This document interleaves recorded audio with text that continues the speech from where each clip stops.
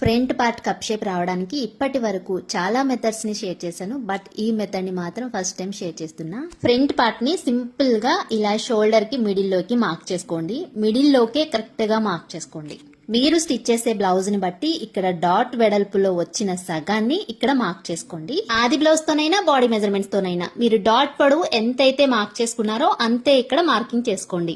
Main dot పొడవు వెడల్పులు mark చేసుకున్న తర్వాత ఈ రెండు మార్కింగ్స్ ని వీడియోలో చూపిస్తున్నట్లుగా ఇలా క్రాస్ గా మెయిన్ డాట్ ని డ్రా చేసుకోండి.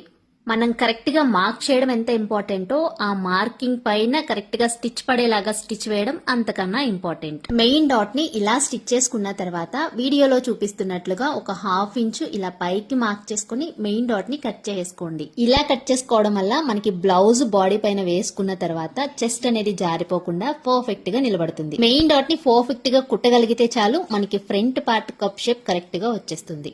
మెయిన్ డాట్ ఒకటి పర్ఫెక్ట్ గా స్టిచ్ చేయగలిగితే మిగతా 2 డాట్స్ ఆటోమేటిక్ గా పర్ఫెక్ట్ గా వస్తాయి. ఇక్కడ మీకు ఫ్రంట్ రౌండ్ షేప్ కావాలి అంటే కప్ షేప్ రావాలి అనుకుంటే డాట్ కి మధ్య కొంచెం గ్యాప్ ఉండేలా చూసుకొని డాట్స్ అనేవి స్టిచ్ చేసుకోండి. ఫ్రంట్ పార్ట్ కప్ షేప్ కాకుండా షార్ప్ గా కావాలి అనుకుంటే డాట్ కి మధ్య గ్యాప్ అనేది కొంచెం తక్కువ ఉండేలాగా చూసుకొని స్టిచ్ చేసుకోండి. ఇక్కడ డాట్స్ స్టిచ్ వేయడమే ఇంపార్టెంట్ కాదు. లైనింగ్ బ్లౌజెస్ స్టిచ్ చేస్తున్నప్పుడు వీడియోలో చూపిస్తున్నట్లుగా లైనింగ్ కి బ్లౌజ్ పీస్ కి మధ్య అస్సలు లూజ్ అనేదే లేకుండా నేను ఎలా స్టిచ్ చేశానో అంత నీట్ గా స్టిచ్ చేసుకోగలిగితే మనకి ఫ్రంట్ పార్ట్ అనేది కరెక్ట్ గా వచ్చేస్తుంది. మరి పర్ఫెక్ట్ గా ఏ సైజ్ బ్లౌజెస్ కి షేప్ బెల్ట్లు ఎలా కట్ చేసుకోవాలి అనేది మీకు వీడియో కావాలి అంటే ఖచ్చితంగా మీరు కామెంట్ చేయాల్సిందే. కామెంట్ చేస్తే వీడియో చేస్తాను.